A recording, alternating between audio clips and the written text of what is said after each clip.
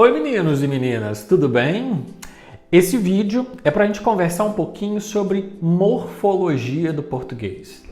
Mas é interessante que a gente entenda de fato o que é morfologia, o que essa área dos estudos sobre a linguagem investiga e como você consegue usar todo o conhecimento adquirido enquanto você estuda morfologia para se comunicar de forma mais adequada nas diversas situações de interação social das quais você faz parte todos os dias.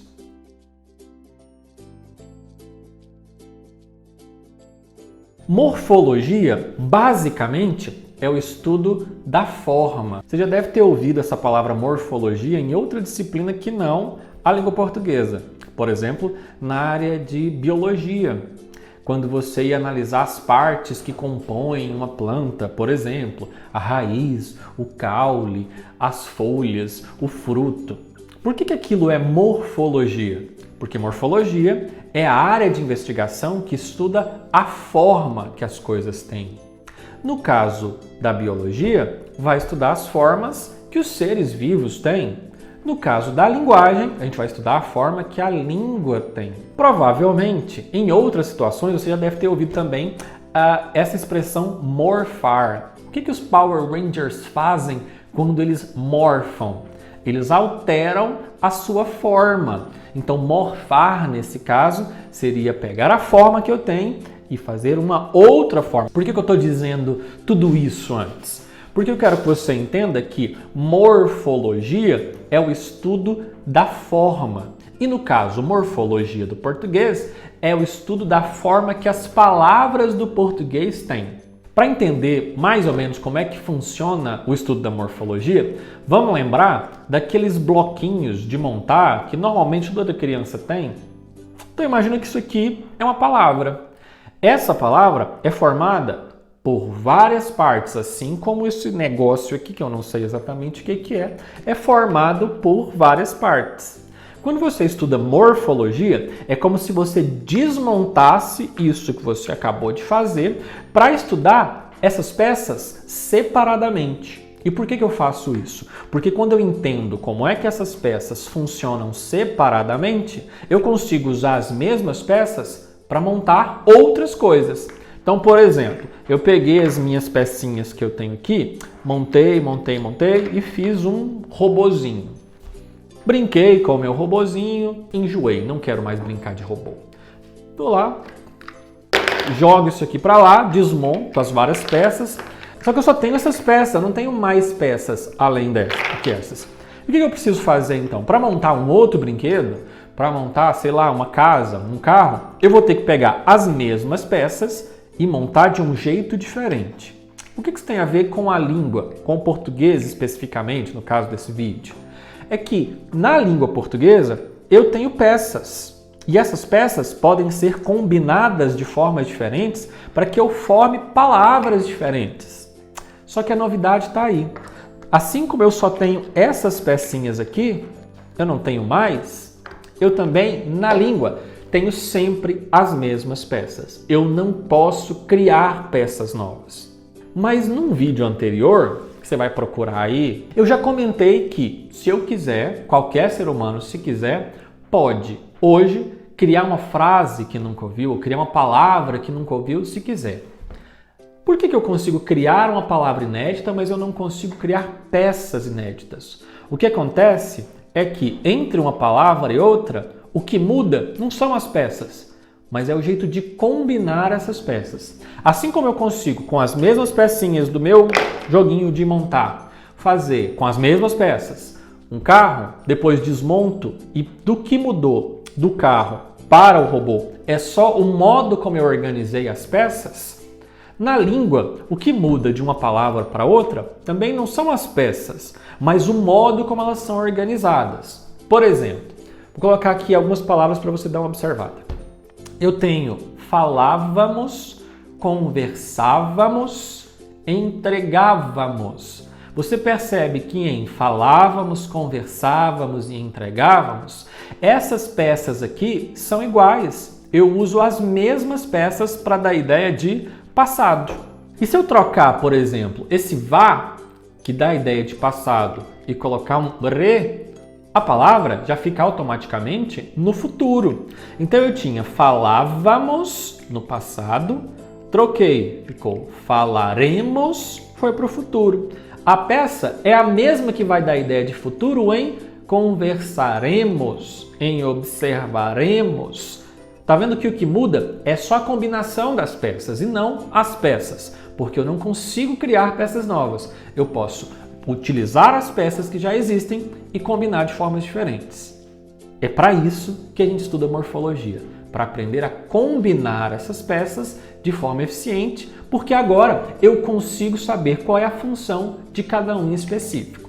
Voltando para as palavras que estão organizadas aí, você tem falaremos, e esse re dá a ideia de futuro, e esse mos dá a ideia de primeira pessoa. Nós falamos ou nós falaremos.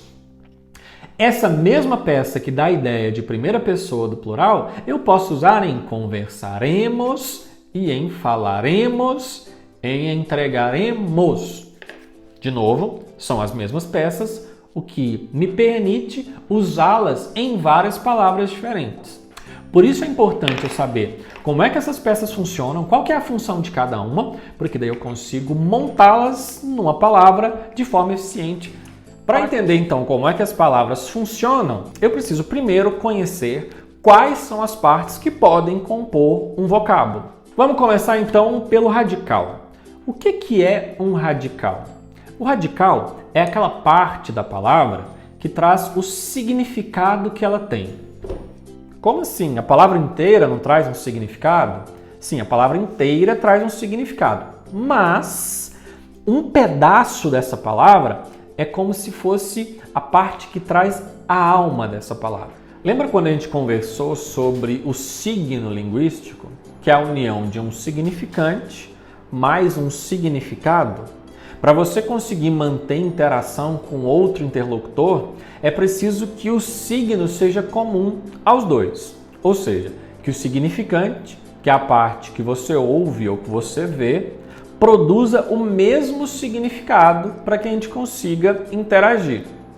O significado que é produzido pelo significante, ele é guardado no radical. É como se a palavra tivesse várias partes e cada uma dessas partes tivessem funções específicas. E a função do radical é guardar o significado de uma palavra. Por exemplo, na palavra meninas, você consegue separar essa palavra em alguns pedaços. Então, por exemplo, você tem menin, as. Esse S que você colocou aí é um pedacinho que está ali para indicar número, plural. E você consegue usar essa mesma peça para indicar plural em outras palavras. Então você tem peças, você tem garrafas. Esse S vai cumprir sempre essa mesma função em qualquer palavra que você coloque para indicar plural. Você tem esse A que indica o gênero feminino das meninas.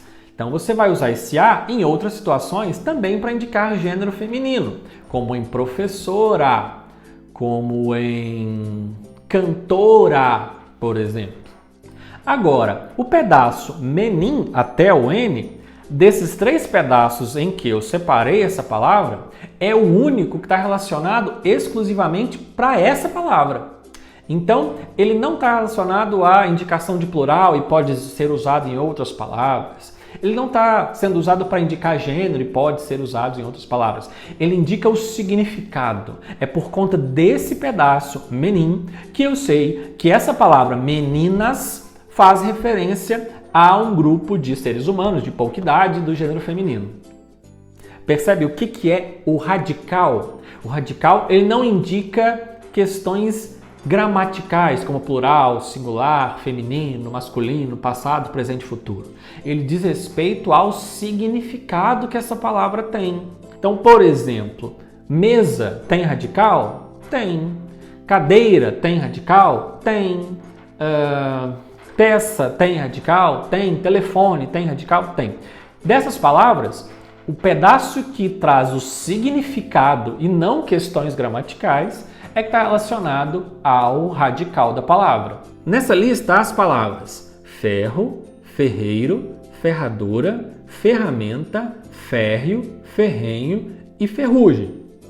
O único elemento que aparece sempre igual, ou seja, que é comum a todas elas, é fer, até o segundo R. Esse elemento a gente chama de radical. E por que esse é o elemento que a gente chama de radical? Porque é ele que traz o significado. Porque quando você tem a palavra ferro e vai criar outras palavras a partir desta, o único pedacinho que se repete é esse, F-E-R-R.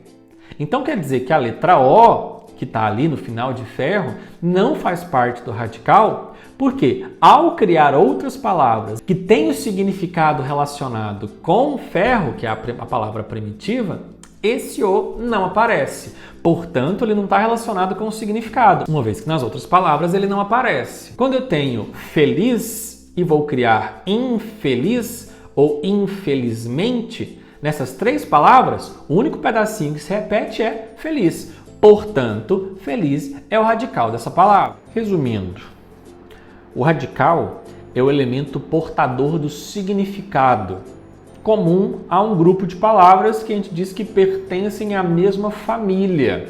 As outras partes que são anexadas ao radical, a gente chama de ou afixo ou desinência. Mas isso fica para a gente conversar com mais detalhes nos próximos vídeos.